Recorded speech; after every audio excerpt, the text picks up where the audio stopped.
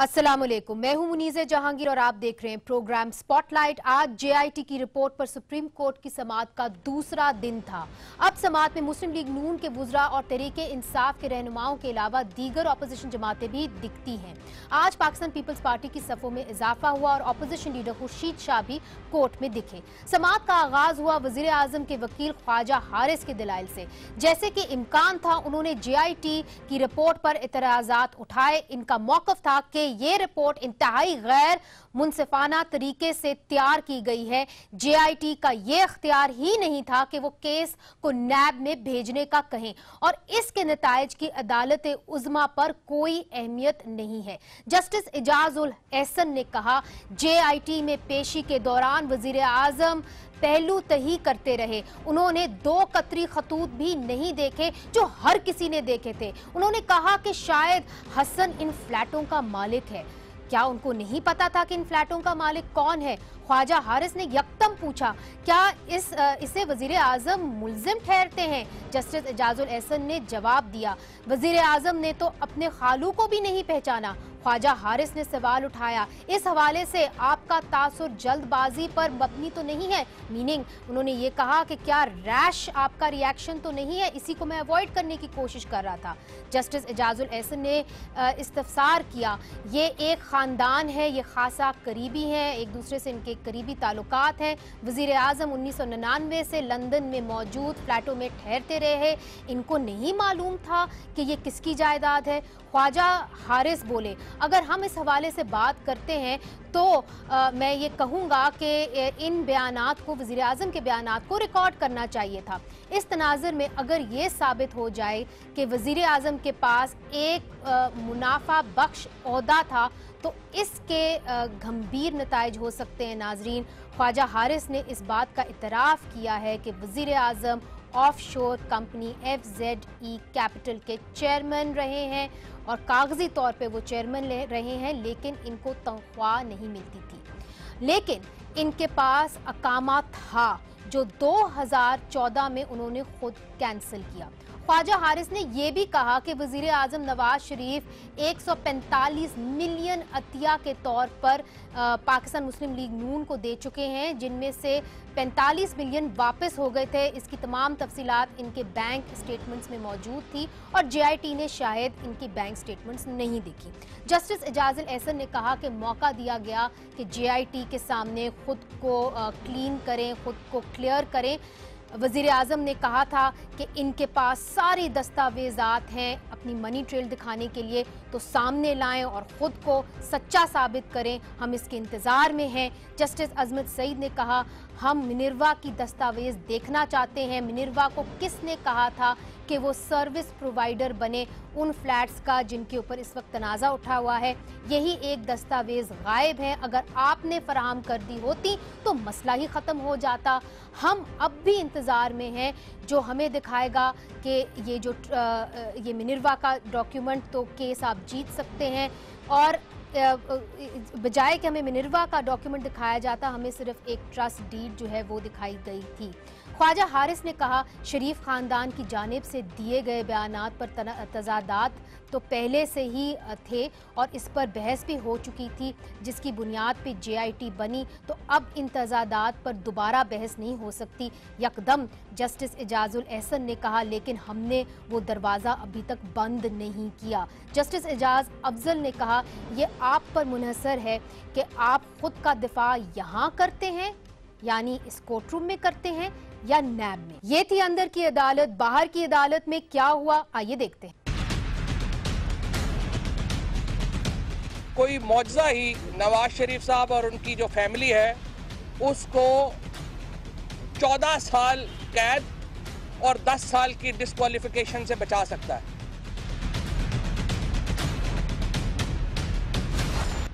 गली गली में शोर है कि नियाजी के पीछे कोई और है। वज़ीर आज़म के मामले खुसूसी इस वक्त हमारे साथ मौजूद हैं वज़ीर मुमलिकत बराए निजकारी मिफ्ता इस्माइल साहब।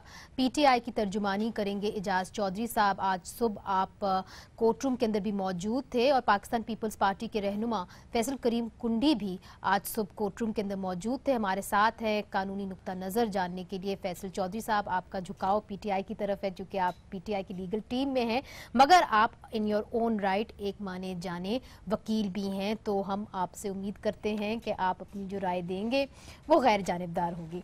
अच्छा मिफ्ता साहब, आपकी जानिब आती हूँ। सबसे पहले ये बताइए कि ये कह देना आज कि वज़ीर आज़म जो थे वो एक वर्क वीज़ा पे थे और जब वो वज़ीर आज़म बने तब भी वर्क वीज़ा पे थे, 2014 में ये कैंसिल होता है। आप क्या समझते हैं कि इसके क्या नताइज होंगे लीगली?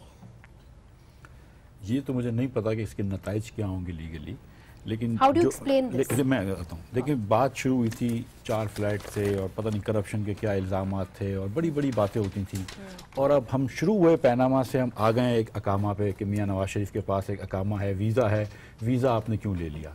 तो if this is all they've got, अगर ये इनको मिल रहा है नवाज शरीफ के खिलाफ कि उन्होंने एक वीज़ा लेके अकामा ले लिया है ताकि आने जाने में आसानी हो जाए 2006 वगैरह के अंदर, और उसके बाद फिर कर देना चाहिए था 8 के अंदर ख़त्म, लेकिन गफलत हो गई है, जो भी हो गया। अगर यही है तो दिस इज़ नथिंग, ये सब्सटेंशियल नहीं है। द पाकिस्तानी पीपल, पाकिस्तान की कौम जो है वो इस बात को तस्लीम नहीं करेगी कि आप एक मुंतखब वज़ीर आज़म को इस बात के लिए ट्रायल पे भेजें या इस बात पे हटाएं कि उनके पास एक गैर मुल्क का वीज़ा था, एक परमानेंट वीज़ा था।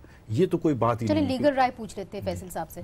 फैसल साहब ये बताइए, वो कहते हैं कि उनके पास कोई ऑफिस ऑफ प्रॉफिट नहीं था, ठीक है, सैलरी उन्होंने कहा माहाना जो 10,000 दिरहम उनके पर इल्ज़ाम लगा वो लेते नहीं थे, ऑफिस ऑफ प्रॉफिट नहीं था, चेयरमैन थे, अकामा था, तो क्या हुआ?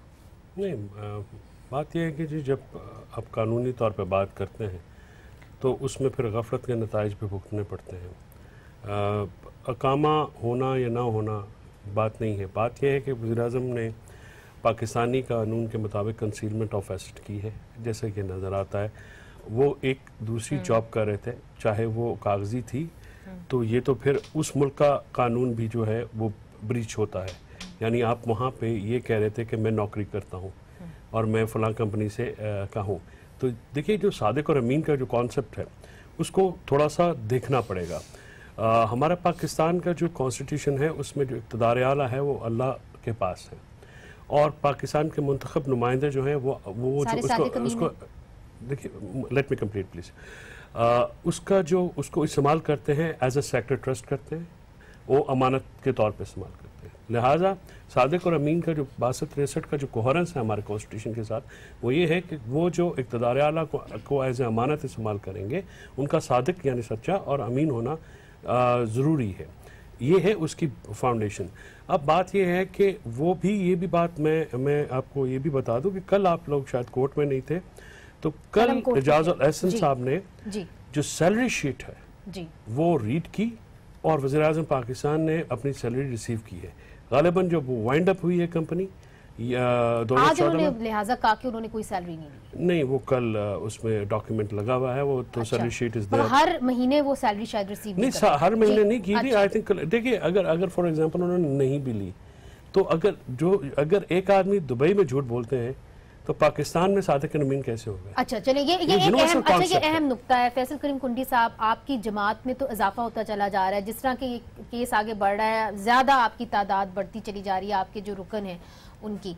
ये बताइए कि आप लोग क्यों आ रहे हैं, इतना इंटरेस्ट इस केस के अंदर क्यों है जब पहले नहीं था? अब क्या होने जा रहा है, क्या सोचा है? बिस्मिल्लाहिर्रहमानिर्रहीम। देखें, पीपल्स पार्टी का कोर्ट के साथ माजी में एक अच्छा तजर्बा नहीं रहा। अच्छा। और डेफिनेटली जो है हमने पहले भी कहा था PTI से कि जी कोर्ट्स का सहारा नहीं लेना चाहिए जी, और थ्रू मतलब है कि जो हमारे TORs और ये थी उस पर हमें जाना चाहिए। उसके बाद इलेक्शन कमीशन में पाकिस्तान पीपल्स पार्टी गई मियाँ साहब और उनकी फैमिली के ख़िलाफ़ डिस्क्वालिफिकेशन के लिए जो था, JT बनी और JT की फाइंडिंग से हमें पता चला कि एक अच्छी तरफ गई, तो पाकिस्तान पीपल्स पार्टी ने उसमें आई और एज ए मतलब है कि पार्टी आई, क्योंकि परसों हमारी जो पार्लिमानी पार्टी की मीटिंग खुरी शाह के चैम्बर में हुई, उन्होंने भी कहा कि आपको अपोजिशन को सपोर्ट करना चाहिए और जाना चाहिए जी। तो हम कल गए, आज खुर्शीद शाह साहब क्योंकि कल कराची में थे, आज आए, हम उनके साथ भी आज गए और डेफिनेटली जाते रहेंगे। हम तो कोर्ट प्रोसीडिंग देखते रहेंगे। बाकी 2 पार्टीज 3 पार्टीज बल्कि आपस में जो है उनका वो है। लेकिन आज की जो कल की कार्रवाई भी देखी और आज की कार्रवाई से ज़ाहिर होता है, आप तो अकामा की बात कर रहे हैं, लेकिन जो इंटरेस्टिंग चीज़ थी वो जो क्वेश्चन आंसर हुए हैं JIT में और जो जज साहब बता रहे थे, अब मतलब है कि वो कह रहे हैं कि जी पार्लियामेंट में खिताब हुआ उसका prime leader of the house का, और उन्होंने कहा कि मैंने स्पीकर को सारे सबूत दे दिए, और जब JIT ने पूछा तो हमें क्यों नहीं दिए, उसने कहा JIT ने पूछा कि आप, उसने कहा शायद मैंने दिए हों। अच्छा, और फिर उसके बाद मतलब है कि वो अपने कुंडी साहब देखें, आप पार्टी का मौक़िफ़ बयान करें। जिस तरह के फैसल साहब कह रहे हैं कि क्योंकि वज़ीर आज़म सादिक और अमीन नहीं है, छोड़ दें ऑफिस ऑफ प्रॉफिट, उसके ऊपर एक अलग शिक लगती है। क्या वज़ीर आज़म को इस बात पे लीगली मुस्ताफ़ी हो जाना चाहिए? पॉलिटिकली तो आप लोग समझते हैं कि हो जाना चाहिए, अब लीगल बात पे आए। अब ये तो फैसल भाई ने मेरे ख्याल में थोड़ा गुजारा किया, सादिक अमीन से तो बात बहुत आगे निकल गई है। अच्छा। तो उन्होंने क्रिमिनल एक्ट किया है। सादिक और अमीन तो ये कि आप झूठ बोलो, जो क्रिमिनल एक्ट है उसका क्या होगा? ठीक है, अब तो वो जो है ना इखलाकी जवाब से तो बात आगे निकल गई। तो अच्छा, ये बात आपकी सही है, वो मौका था प्रोसीडिंग्स हो सकती है, वो मौका था जब करते। अब तो इखलाकियात से बात बहुत आगे चली गई, अब तो क्रिमिनल एक्ट के अंदर वो। अच्छा, मगर अगर ये बात आगे जाती है तो फिर ये बात जाती है नैब में। एजाज चौधरी साहब नैब के चेयरमैन हैं, जो सुप्रीम कोर्ट के रिमार्क्स वो भी आप बताएं, आप भी बैठी हुई थी। हाँ जी, तो नैब के वो हम इंट्रोडक्शन में बता चुके हैं, जो नैब के चेयरमैन हैं, क्या आपको वो काबिल कबूल हैं? तो जो कुछ JIT कर सकी वो नैब के चेयरमैन कर सकेंगे इनके साथ? आपको लगता है कि वो इंसाफ कर सकेंगे? आप तो उनके मुतालिक बहुत कुछ कह चुके हैं, नैब के चेयरमैन के मुतालिक। बहुत शुक्रिया मुनीज़े।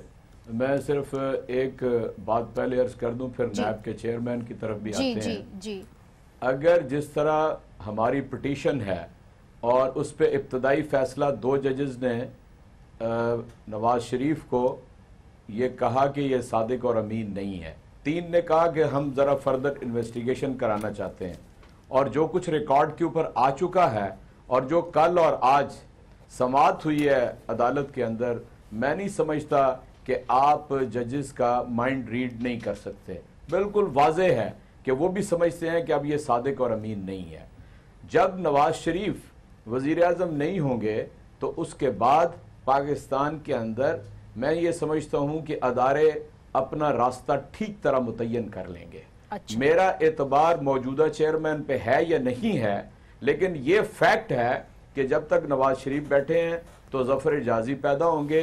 ज़फ़र एजाज़ी के नीचे 4 उसके सबॉर्डिनेट ऑफिसर्स ने अदालत में जाके कहा है कि इसने दबाव डाल के हमसे ये गलत बयान लिया है। इस सुप्रीम कोर्ट ने यह सवाल किया था कि इसने परजरी की है, हमारे सामने आके झूठ बोला है। फिर उन्होंने ये कहा था कि जरा पूछ के बताएं कि इसने किसके कहने के ऊपर किया नहीं, था। अभी शायद आपको मालूम ना हो एजाज चौधरी साहब, ब्रेकिंग न्यूज आई है कि ज़फ़र एजाजी साहब ने FIA में जाके अपना बयान जी कलमबंद किया। उन्होंने कहा है कि माहीन फातिमा ने खुद ये सारा काम किया है, टैंपरिंग माहीन फातिमा ने की। मैं आता हूं जी, मैं आपसे अर्ज करता हूं, मुझे ये बताइए कि उसने अगर माहीन फातिमा ने किया है तो उसने उसे क्यों नहीं रोका? अच्छा। उसको मना क्यों नहीं किया? अच्छा। ये उसकी जिम्मेदारी बनती है। इसलिए सवाल आपका बुनियादी ये था कि ये जब चेयरमैन नैब यही रहेगा तो आपका क्या रवैया? मैं ये कहता हूं कि पाकिस्तान में जब एक 62 और 63 पे पूरा उतरने वाला वज़ीर आज़म नहीं रहेगा, जो सादिक और अमीन नहीं है, तो पाकिस्तान के अंदर अदारे आजाद हो जाएंगे। अच्छा, और मैंने ये देखेंगे ये आपने बहुत अहम पॉइंट सामने लेके आए हैं। मैं आपकी जानिब आऊंगी, फिर मुझे वक्फा लेना है कि जी मियां साहब जाएंगे तो सारी जो मामलात हैं वो ठीक हो जाएंगे। देखिए, मामला बड़ा सादा था, ये तो सियासी बयानात हो गए। जिस तरह के अजमत सईद साहब ने आपसे, जस्टिस अजमत सईद साहब ने पूछा कि जो मिनर्वा का डॉक्यूमेंट है, कि किसने कहा था कि मिनर्वा का जो डॉक्यूमेंट है वो मिनर्वा जो है वो किन कंपनीज को ओन करता है, किन फ्लैट्स को, वो आप ले आते, मामला हल हो जाते, क्यों नहीं ला सके? ओके, मैं अगर आपकी इजाज़त तो ये तो जल्दी से जवाब दे दूं कि ये सलमान राजा साहब ने जब लास्ट टाइम कोर्ट में हुआ था तो मिनर्वा के ऊपर हुसैन ने इंस्ट्रक्शंस दिए थे, वो डॉक्यूमेंट जमा करवाए थे। वो शायद जज साहिबान ने उसको गौर में उनकी गौर नहीं किया, और और ये डॉक्यूमेंट जो है वो फिर मेरे ख्याल से जब बारी आएगी हुसैन के वकील की तो फिर जमा करवा देंगे। तो मिनर्वा के अंदर तो क्लियर चीज़ है कि इंस्ट्रक्शन हुसैन के दिए हुए, बात ये थी कि अगर आप हुसैन नवाज शरीफ हिदायत दे रहे थे कि ये इससे एस्टैब्लिश हो जाएगा कि Hussain was the beneficial owner, तो ये तो डॉक्यूमेंट्स हैं, तो ये दैट्स नॉट। ये जो बात कर रहे हैं हम सादिक और अमीन की, तो देखें सादिक और अमीन जो थे वो तो रिसालत माब सल्लल्लाहु अलैहि वसल्लम का लक़ब था, उस पर नवाज शरीफ अगर रिसालत माब के स्टैंडर्ड पे लेके जाएंगे कसौटी पे, तो नवाज शरीफ पूरा नहीं उतरता, मैं भी पूरा नहीं उतरता हूँ। और अगर ये समझते हैं कि इमरान खान या आसिफ जरदारी या कोई और लीडर पाकिस्तान में पूरा उतरता है तो फिर ठीक है, लेकिन अगर 62-63 की इस किस्म की अगर आप बात कर रहे हैं और नवाज शरीफ जो कि 3 मरतबा इलेक्ट होकर आया उसको इस बात पे हटा रहे हैं कि उसका एक दुबई का वीज़ा रह गया था और वो उसने डिक्लेयर नहीं करा और 1 मरतबा तनख्वाह ले भी ली, अगर वो नहीं लिए लेकिन अगर ले भी ली तो 3 लाख रुपए की बात कर रहे हैं। अगर इस पे अगर नवाज शरीफ को हटा रहे हैं तो फिर तो 62-63 में कौन बचेगा पाकिस्तान? ये बात आप क्या किस कसौटी पे लेके जा रहे हैं? मुझे वक्फा लेना है, 62-63 में फिर कौन बचेगा, मगर ये जानने की जरूरत है और फैसल से हम यहाँ पे पूछेंगे कि क्या हमारी जो अदलिया है वो 62-63 के हवाले से कुछ सोच भी रही है, क्या इसके तहत मियां नवाज शरीफ साहब नाअहल हो भी सकते हैं, या ये मामलात नैब में चले जाएंगे और वहां पे फिर से हुदैबिया पेपर मिल्स अल तौफीक केस के जो केसेस हैं वो फिर से खुलेंगे? इस पे हम बात करेंगे वक्फे के बाद। Welcome back. जो सवाल मैंने ब्रेक से पहले रखा था कि क्या 62-63 की तरफ जो हमारी अदलिया है वो सोच भी रही है पनामा केस के हवाले से और JIT के ऊपर इस वक्त जो समातें हो रही हैं सुप्रीम कोर्ट के अंदर, फैसल आप बताइए आपकी माराना जो एक राय है, लीगल राय, वो क्या है? क्या वाकई में 62(1)(f के तहत मियां नवाज शरीफ साहब को जो नाअहल बार बार कहते हैं वो हो सकते हैं? देखिए, ये जो तमाम प्रोसीडिंग्स हैं सुप्रीम कोर्ट पाकिस्तान में, ये गवर्न कर रहा है 20 अप्रैल 2017 का जो ऑर्डर ऑफ द कोर्ट है, जो कि 4-5 मेंबर जो जजेस हैं उनका है जी। तो उसके पैरा नंबर 3 में नैब के रेफरेंस का तस्करा है, यानी JIT की रिपोर्ट के बाद जो मटेरियल आएगा सामने उसको देख के नैब का रेफरेंस भी भेजा जा सकता है, और उसमें जो है डिस्क्वालिफिकेशन जो है उसको भी कंसीडर करना का कोर्ट ने खुद को बाउंड किया। और ये जो फैसला है ये PML नवाज ने कभी रिव्यू नहीं किया है, यानी उसको एक्सेप्ट किया, JIT का बनना एक्सेप्ट किया, उसके मेंबर्स को एक्सेप्ट किया, उसकी पावर्स को कभी चैलेंज नहीं किया। उनकी जो फाइंडिंग्स हैं, क्योंकि जैसे आज आप अगर स्टार्ट में देखें तो जो उनके वकील ने ये आगाज़ किया कि जी वो मुकदमात जो बंद हो गए हैं उनको दोबारा खोला जा रहा है। इनफैक्ट वो मुकदमात कभी ट्रायल नहीं हुआ, क्वाश हो गए थे, क्वाश हो गए ट्रायल होने के बाद, मैरिट के बाद। अब जब वो अगर ट्रायल होते तो शायद ये नौबती मेरे ख्याल में आजमल सईद साहब ने एक दफ़ा से ज़्यादा बार कहा कि अगर नैब इस पे कुछ कर लेता, आप कुछ कर लेते, तो शायद नौबत इधर तक नहीं आती।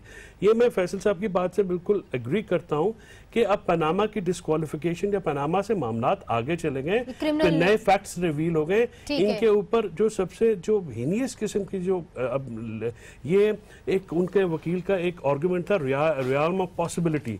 आई वुड से कि ये रियल्म ऑफ पॉसिबिलिटी से निकल के रियल्म ऑफ क्रिमिनलिटी में चले गए हैं, और ये बहुत सीरियसनेस में चले गए हैं, बिकॉज अब तो क्रिमिनल प्रोसीडिंग्स का आगाज होगा। नैब की प्रोसीडिंग्स तो एसेट्स तक है, लेकिन पर्जरी, फोर्जरी, ये तो मगर देखिए JIT के ऊपर इन्होंने जो अब सवाल उठाया है, शेख रशीद साहब ने भी उसके ऊपर एक सवाल इनके लिए उठाया है। मैं चाहती हूँ कि उसका मिफ्ता साहब जवाब जरूर दें, क्योंकि वो एक बहुत अहम स्टेटमेंट उन्होंने दी है, जरा दिखाइए प्लीज। दूसरा, ब्रिगेडियर नौमान पे एतराज किया है। जब वो डॉन लीक में हो तो ठीक है जी, ब्रिगेडियर नौमान ने कमाल कर दिया है। जब वो पठानकोट की JIT में हो तो कमाल कर दिया है। जब वो नवाज शरीफ की JIT में आए तो कॉन्ट्रैक्ट पे है जी, अक्ल को हाथ डालो। मिफ्ता साहब देखिए, ये जो हमें जो मसा थे, जो व्हाट्सएप की जो किस्सा था, हमने फ़ोन करके जो फ़ोन पे व्हाट्सएप के आए थे, फेसबुक पे फ़ोन आया था, हमने वो भी जज साहिबान के सामने बात रख दी थी। आपने कभी नहीं रखी? जो SCCP वालों ने कह दिया था, हमने ये जो हमारे वकील हैं इन्होंने ये बात रख दी इस बात के कि बिलाल रसूल साहब की जो मेरे ख्याल से बेगम साहिबा हैं वो क्यू के अंदर हैं, हाँ, और जो वाजिद साहब जो हेड हैं, इनके जो फर्स्ट कज़न हैं जिनको इन्होंने हायर किया है और जिनकी एक गवर्नमेंट लॉ फर्म थी, वो लॉ फर्म एक्टिव भी नहीं थी और जो घर से काम करते हैं, वो बात तो अलग है। वो ये कह रहे हैं कि जो आईएसआई का एक ऑफिशियल है ना, आईएसआई का भी वो पहले तो डॉन लीक्स में भी था, पठानकोट में भी था, यकदम आपको ये बुरा लगने कैसे लग गया? बुरा तब भी नहीं लगता था, अब भी नहीं लगता। बुरा लगने की बात नहीं है, बात जो है वो ये है, मैं तो जानता भी नहीं हूँ नाम भी, लेकिन एक साहब जो जज के साहिबान का ऑर्डर था वो ये था कि जो आईएसआई से और एमआई से एक साहब होंगे, राइट? अब अगर वो एक्टिव ड्यूटी सर्विंग नहीं है ऑफिसर और रिटायर्ड अफसर हैं या कॉन्ट्रैक्चुअल अफसर हैं, तो क्या वो मजाज थे इस जेआईटी में आने की? वो हमारे वकील ने एक बात पूछी। आई थिंक ये फेयर है। अगर एससीसीपी से आप कह रहे हैं एक आदमी आए, स्टेट बैंक से आए, एफआईए से आए, और एफआईए अपना अफसर ना दे लेकिन कोई कॉन्ट्रैक्चुअल एम्प्लॉय दे दे, तो क्या वो दे सकता है? बात ये कुंडी साहब, इसके ऊपर बताइए कि इन्होंने ये सवाल तो उठा लिया है, हमें मालूम है कि एस्टैब्लिशमेंट के साथ इनकी कोई अच्छी बनती नहीं है, वो तो जो ट्वीट्स आई उससे पता चल गया। इससे आपको लगता नहीं है कि और मजीद जो एक तजाद है वो बढ़ेगा? तजाद बढ़ेगा नहीं, अभी तो मसला कोर्ट में है ना, कोर्ट में उन्होंने जवाब देने हैं।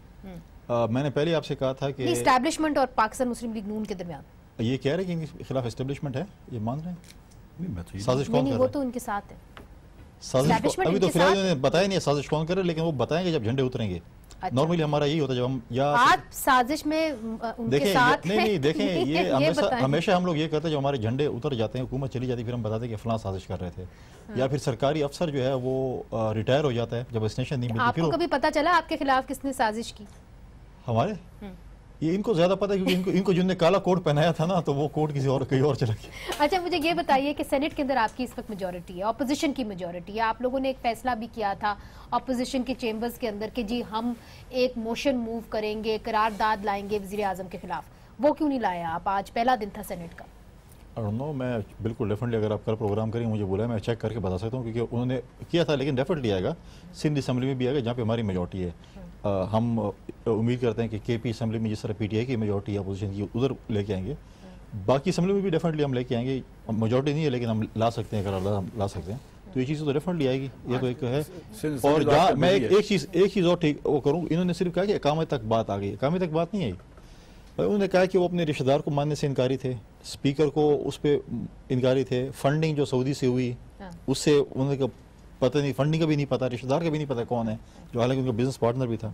तो ये जहाँ तक आपने बात की, देखें बिलाल रसूल, मैं उसको ज़ाती तौर पे जानता हूँ, मेरा फैमिली टर्म है उसका। उसकी वाइफ कोई पीटीआई की कोई न वो ऐसे मेंबर है जो कि एमपीए में नहीं, ठीक है। उनके हमारे साथ भी ताल्लुकात है, अगर मेरे साथ उनकी फैमिली के ताल्लुकात हैं, फैमिली ताल्लुक हैं, तो इसका मतलब ठीक है, तो बेबुनियाद है आप कह रहे हैं। लेकिन मैं उसको पर्सनली जानता हूँ कि इस किस्म का वो नहीं है। हाँ, इनके साथ कल तक था, मियां अजहर साहब थे, तो ये समझते हैं। अब ये खुद दिल में चोर, इन्होंने मियां अजहर के साथ ज्यादती की है, ये समझते हैं कि शायद मियां अजहर वो बदला दिया नाम से ना ले ले। अलग बात हो गई, मगर इजाज चौधरी लेकिन आप किसी की फैमिलीज को कम से कम पॉलिटिक्स में देखे ले। आपको बिलाल रसूल के साथ पूछा तो आप करें, आप उसके खिलाफ कुछ नहीं मिल रहा, आप उनकी फैमिलीज को तो खेल रहे हैं बीच में। चलें, ये तो उनका आप कहते हैं कि मरियम के साथ ज्यादतियां हो रही हैं, ये हो रहा है, वो हो रहा है, उधर जाके दूसरों की फैमिली आप खींच रहे हैं कि वो उसकी वाइफ ये है, उसकी वाइफ ये। अच्छा चलें, ये तो इनका एक अदालती हक है। इजाज चौधरी साहब, ये बताइए कि इस वक्त ऐसा नहीं लग रहा कि वज़ीर आज़म साहब इस्तीफा देने को तैयार हैं। अब ऑपोजिशन जमातें क्या कर सकती हैं? कुंडी साहब को नहीं मालूम कि सेनेट के अंदर क्या होने जा रहा है, हालांकि ऑपोजिशन हमने अगर कमिट किया डेफिनेटली हम उसको ऑनर करेंगे, ये बात नहीं है। अच्छा करेंगे, मगर अगर वजीर आजम इस दौरान ये आर्ग्यूमेंट्स चलते जाते हैं, जिस तरह के लग रहा है कि चलते जाते हैं, मामलात नैब के अंदर चले जाते हैं, मगर फिर भी वजीर आजम इस्तीफा नहीं देते, तो आपके पास क्या इस किस्म का एक सोल्यूशन है जिसके तहत वजीर आजम इस्तीफा देते? आप चाहते तो ये मुनीज़े, एक गुजारिश में कर लूँ, फिर इसका जवाब देता हूँ।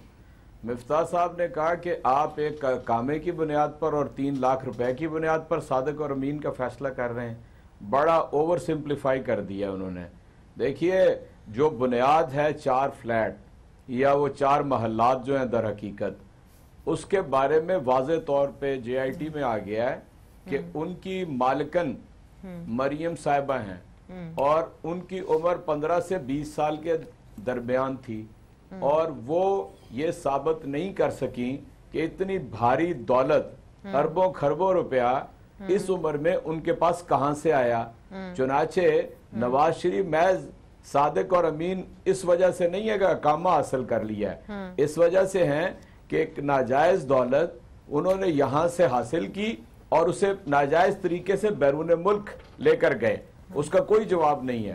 पहले कतरियों को कहते थे कि ये खतूत है मनी ट्रेल, लेकिन क्या इन्होंने कल की और आज की सारी डिस्कशन में कोई कतरियों के ऊपर या उन लेटर्स के ऊपर बात की है? क्या इन्होंने जीआईटी के सामने उन कतरियों के खतूत के ऊपर बात की है? पहली बात तो आप ये समझ लें।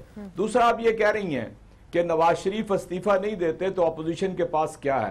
पहला तो आप ये समझ लें कि सेनेट में आज पूरी सेनेट ने एक करारदाद मुतफिका तौर पे पास कर दी है कि जफर इजाजी को तो कम से कम उसके मनसब से हटाया जाए। इतना सीरियस केस उसके ऊपर है, वो उसके बावजूद भी चेयरमैन है। नवाज शरीफ साहब रहेंगे तो इसी तरह के लोग रहेंगे।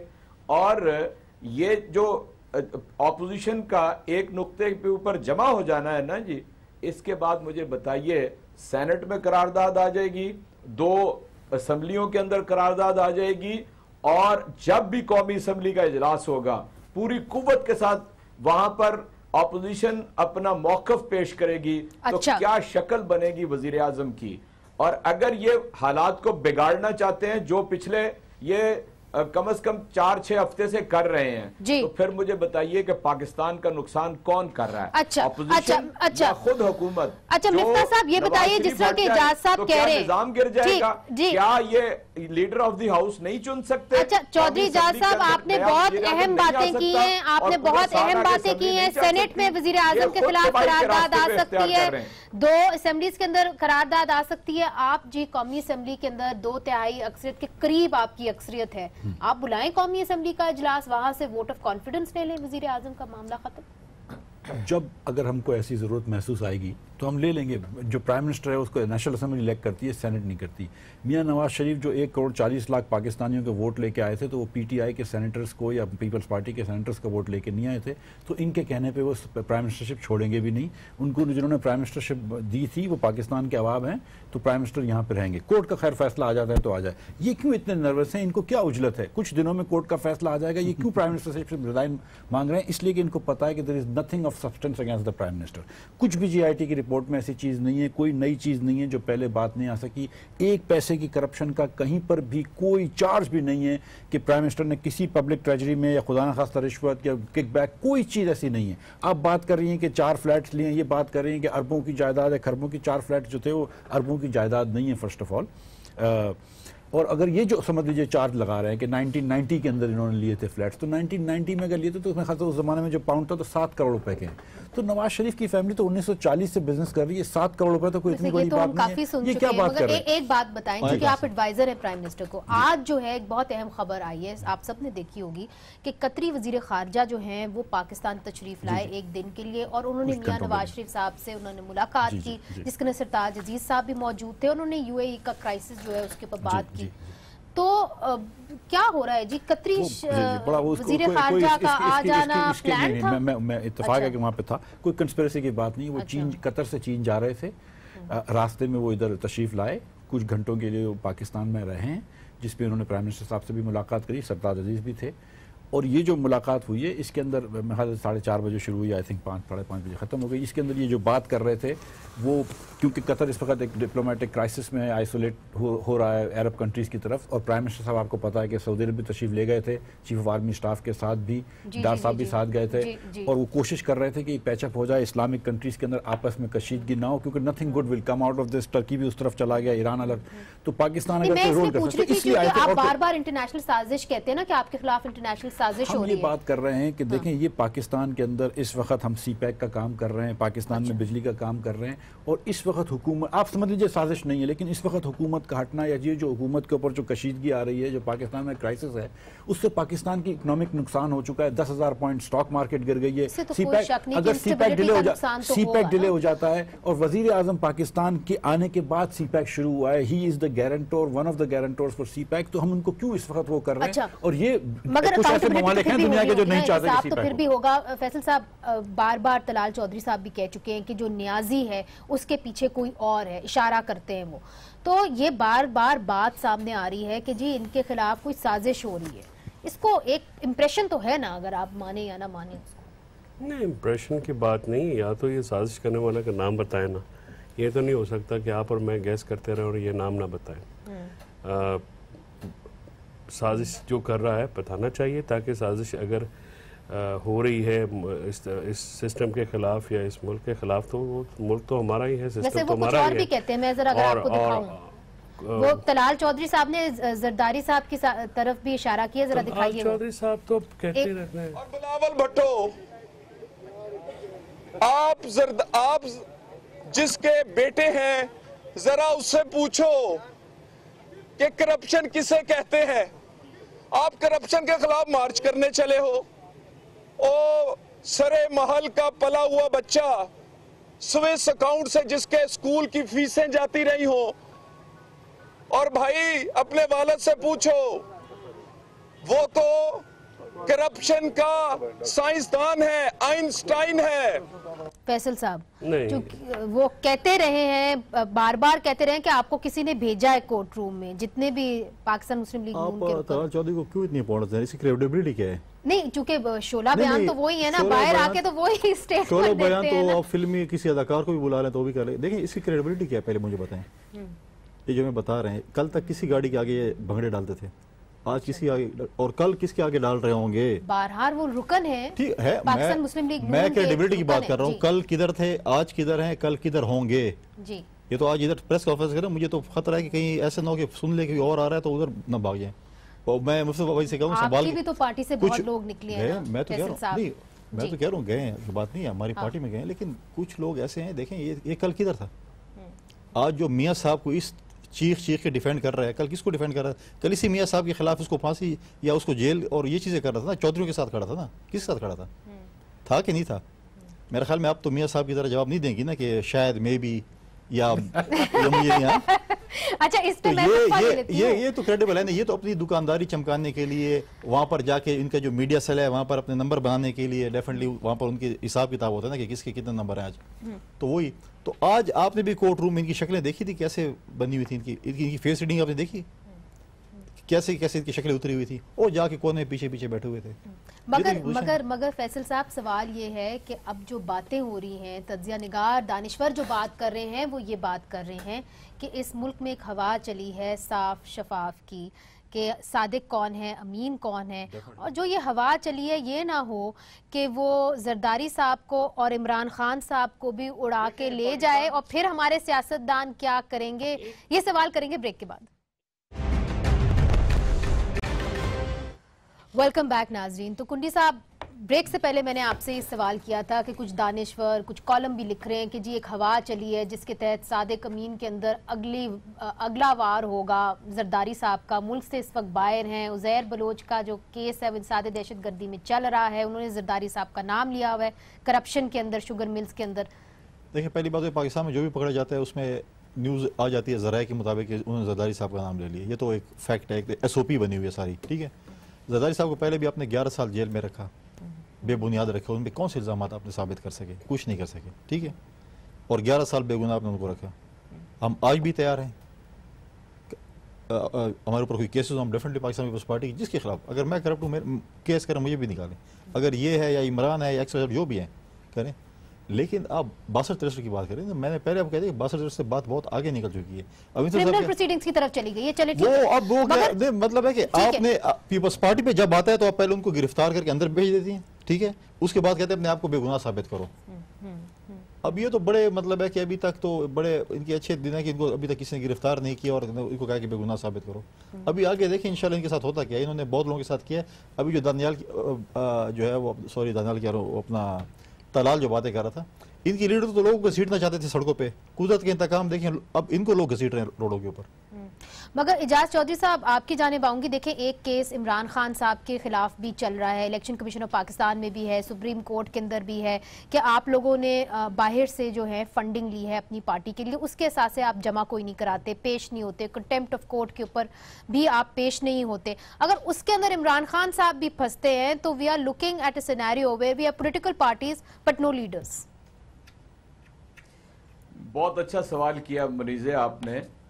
इमरान खान तो एक ऐसी बात कर गए हुए हैं कि जिसने सब बातों का जवाब दे दिया है। उसने कहा इस मुल्क से करप्शन का खात्मा होना शुरू हो जाए, इमरान खान भी अगर डिस्क्वालीफाई हो जाए तो कोई फर्क नहीं पड़ता।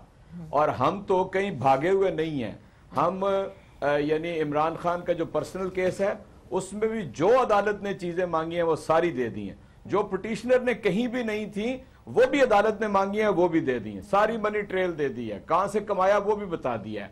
और मैं आपसे आज बात करता हूं बिल्कुल वाजे तौर पे, जो ये फॉरेन फंडिंग नहीं है, ये वो पाकिस्तानी है जिनसे पीटीआई वाहिद सियासी जमात है जो पॉलिटिकल फंड रेजिंग करती है, और ये वो पाकिस्तानी है जो आपको 20 से 30 अरब डॉलर सालाना भेजते हैं, उनसे हमने ये पैसे। चलिए बहुत अच्छी बात है, फिर तो आप इलेक्शन कमीशन में जाएं और मामला हल हो जाएं। जी मिफ्ता साहब। जी बिल्कुल जा रहे हैं और बता रहे हैं। आप तो मान ही नहीं रहे ना इलेक्शन कमीशन में है। नहीं, मैं आप इलेक्शन कमीशन के दायरे इख्तियार को नहीं मान रहे ना इजाज साहब। प्लीज मेरी बात सुन लीजिएगा। जी जी, एक ही केस सुप्रीम कोर्ट में है, वही केस इलेक्शन कमीशन में है। पहले सुप्रीम कोर्ट के अंदर हम जरा उसको सामना कर लें। 4 पैसे अगर कोई ऐसे मिल गए तो जी ज्यादा से ज्यादा वो अदालत कॉन्फिस्केट कर सकती है, इसके अलावा कोई नहीं है। तहरीके इंसाफ या इमरान खान अपने आप को पेश किए हुए हैं। हम ये समझते हैं कि अगर 22 लोगों को इसी सुप्रीम कोर्ट ने सादिक और अमीन ये कह के कि वो नहीं रहे और उन्हें पार्लियामेंट से निकाल दिया है, तो मैं या कोई और या नवाज शरीफ अगर इसके ऊपर पूरा नहीं उतरते तो वो कैसे हक रखते हैं पार्लियामेंट के अंदर बैठे रहने का। और मेरी गुजारिश ये बड़ी आम बात एक की थी जी, मैं गुजारिश कर रहा था मुझे बात कर लूं एक और। जी कहिए जी। मैं देखें ये कहते हैं ना जी कि जी बिजनेस जो है वो हमारा एट स्टेक है। आज मैं चैलेंज करता हूं तहरीके इंसाफ की तरफ से, इन्होंने जितने रिकॉर्ड के ऊपर बिजनेस किए हैं सब नुकसान में हैं, कभी किसी के अंदर फायदा इन्होंने नहीं बताया, लेकिन इनकी जो वेल्थ है फिनोमिनल उसके अंदर इंक्रीज है। असासे अपनी चले वो बात तो जब ट्रायल कोर्ट में आएगा ना इजाज चौधरी साहब तो वो बात सामने आ जाएगा। ठीक है, we get your point, we get your point. देखिए गुजारिश ये है, अब चौधरी साहब ने इतनी बातें जब करी हैं तो मैं भी देखिए बड़ी हैरत की बात है कि खान साहब जो कि मियां साहब के ऊपर केस लेके गए हैं, खुद जो है वो मेंटेनेबिलिटी को चैलेंज करा इन्होंने इलेक्शन कमीशन ऑफ पाकिस्तान के अंदर। क्या बड़ी बात थी, अगर इनके पास क्लियर रिकॉर्ड्स हैं तो दे दें फॉरेन फंडिंग के बारे में। अभी मुझे नाम याद नहीं है, लेकिन आपको पता है कि कुछ, और मैं कोई वो नहीं कर रहा हूँ, लेकिन कोई इंडियन सिटीजन्स हैं जो मुसलमान भी नहीं हैं, उनके नाम आए हुए हैं। कोई एक और 2-3 और फर्म्स हैं जिनके नाम आए जिन्होंने फंडिंग करी हुई, और इनका जो खुद फंड रेजर था, इनका यूरोप का जो सदर था, वो खुद ये बात क्लेम कर रहा है।